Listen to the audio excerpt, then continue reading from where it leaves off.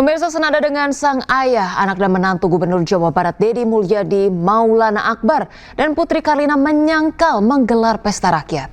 Pasangan ini pun menyebut tidak tahu menahu terkait dengan pemberian makan gratis yang dihadiri oleh ribuan warga. Sebenarnya ini juga yang memang menjadi bingung kami berdua adalah dari mana munculnya nama pesta rakyat ini. Tapi mungkin rekan-rekan bisa menilai sendiri dari media sosial. Statement itu pertama kali muncul dari sini. Jejak digital mudah untuk dicapai. Karena yang ada kami itu membuat itu adalah hiburan rakyat. Artinya hiburan dan pesta itu kan sangat berbeda secara konotasi kata. Bahwa hiburan itu bagaimana kita bisa menghibur masyarakat, kalau pesta itu konotasinya berbeda daripada kata hiburan. Betul. Jadi acara yang sebenarnya ada tadi yang dibilangnya porsi makanan yang belum keluar. Dan kami ingin masyarakat kalaupun ada yang mau makan silakan datang. Tapi tidak diumumkan. Ada perkataan saya, jangan diumumkan, ini bisa bahaya. Jangan diumumkan, karena menindaklanjuti informasi dari masyarakat, oh makan gratis gitu ya, itu saya tidak pernah mengkonfirmasi itu. Saya tidak pernah mengumumkan, kalau boleh cari di media sosial saya tidak pernah mengumumkan. Tapi kami memfasilitasi kalau ada yang misalnya tanya, Bu katanya ada makan gratis, oh ini bohong. Nah saya memfasilitasi itu, tapi tidak mengumumkan sama sekali. Kita tidak dalam sengaja menyediakan event yang namanya makan gratis. Itu harus garis bawahi ya. Untuk Ya, itu saja. makanan digelar di situ dikarenakan memang porsi makanan yang masih banyak sangat berlebih.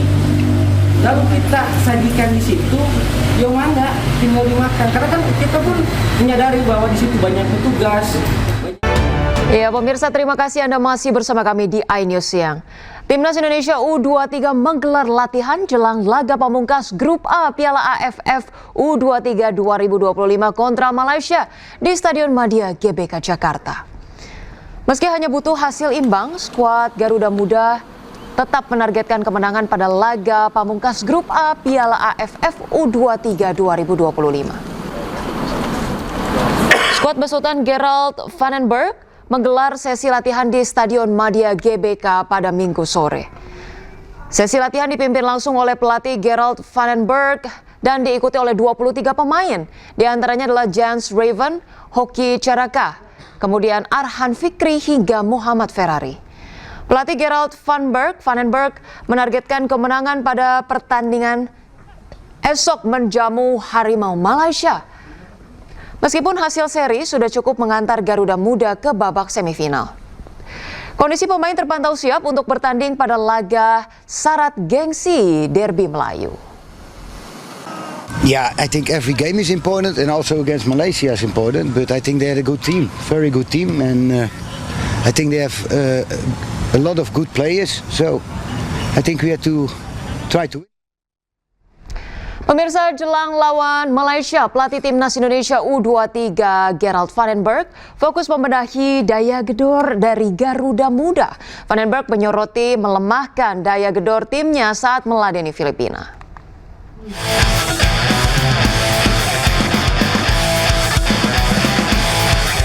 Pelatih Timnas Indonesia U23 Gerald Vandenberg fokus menggenjot persiapan timnya jelang menghadapi Timnas Malaysia U23 pada laga ketiga Piala AFF U23 2025. Laga ini akan digelar di Stadion Utama Gelora Bung Karno, Jakarta, Senin malam. That's always in the game, you know. Against Brunei we score 8 times and today we also could score 4 or 5 goals. And I think if you see the game today and you see the game against Brunei, Jens Raven scored 6 goals, Hanan 1 goal, Fikri 1 goal, so we have goal scorers. But you also have to be a little bit lucky. 1 goal was offside, they said, I don't know if it's right. I think we get a lot of chances and the only thing is if you don't get chances you will not score goals. But if you make chances you will score goals at the end. Dan pemirsa, untuk membahas selengkapnya kita sudah terhubung dengan pengamat sepak bola Ovan Lamara. Selamat siang Bung Ovan, apa kabar? Selamat siang Oce, alhamdulillah kabar baik, apa kabar? Baik, terima kasih banyak, kabar baik juga Bung Ovan, terima kasih sudah menyempatkan waktunya di iNews Siang. Bung Ovan, bagaimana nih peluang Timnas Indonesia U23 melawan Malaysia malam nanti? Bagaimana Anda melihat tensi dan juga makna rivalitas dari Indonesia versus Malaysia hari ini? Iya, Indonesia melawan Malaysia, sebuah rivalitas yang tidak hanya melibatkan pemain dan juga ofisial antara kedua tim, tapi ini menyangkut gengsi antar bangsa serumpun. Maka tidak salah jika Anda menyebutnya tadi sebagai sebuah derby Melayu.